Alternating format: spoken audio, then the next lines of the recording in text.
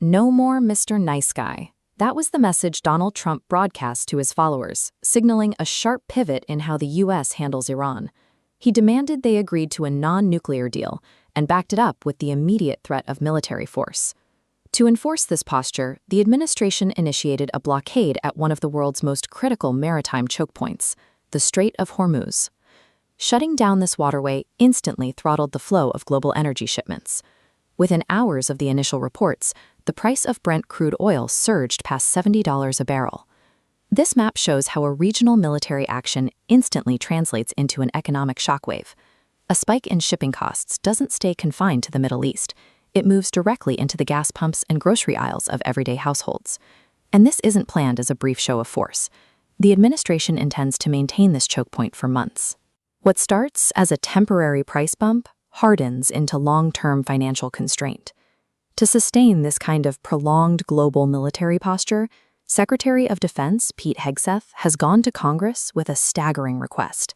He argues the U.S. needs an expanded defense budget of $1.5 trillion to maintain its dominance. That is a sharp pivot from a campaign that promised to slash government overhead and cut domestic spending. Instead, an additional $500 billion is being funneled directly into the defense infrastructure to expand naval fleets and missile defense systems. It raises an uncomfortable question. When you spend $1.5 trillion while simultaneously spiking global inflation, are you actually buying national security, or are you simply taxing your own citizens to bankroll an endless proxy conflict? Outside the borders of the United States, the fallout is severe. Smaller, developing nations operate on razor-thin energy margins, and an extended disruption in oil supply threatens to destabilize their emerging markets entirely. Global shipping vessels are being forced to abandon their standard routes to avoid the conflict zone. This redirection causes massive bottlenecks at commercial ports, forcing industries worldwide to pass those skyrocketing freight costs down to the consumer. Back home, Americans are paying for this strategy twice. They face higher prices at the checkout counter, and they shoulder the direct tax burden of financing that massive $1.5 trillion military budget hike. There is an embedded assumption in Washington that throwing limitless money at the military automatically guarantees a safer, more stable world.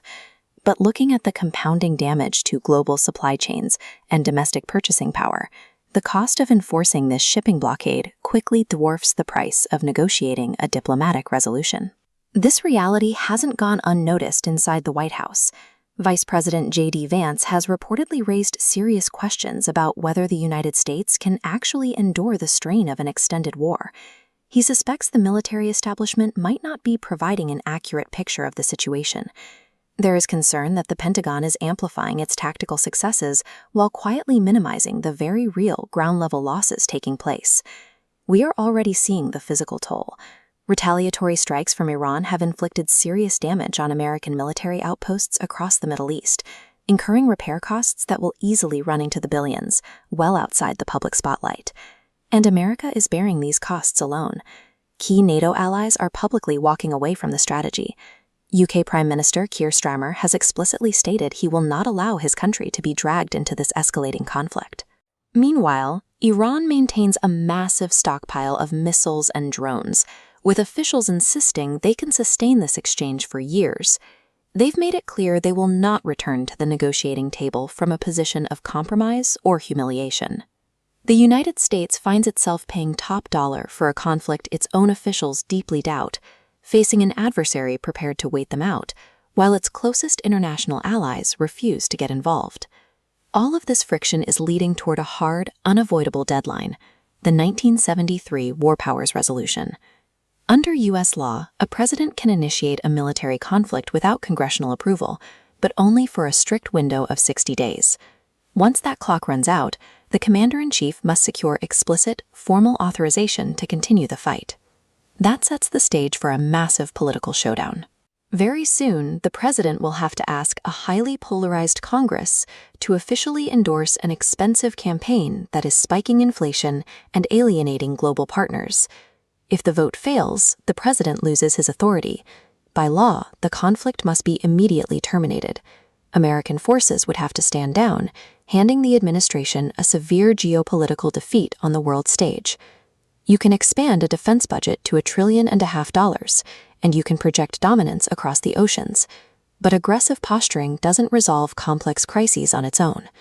Without a realistic endgame in place, you are left managing the disastrous economic blowback, at home and around the world.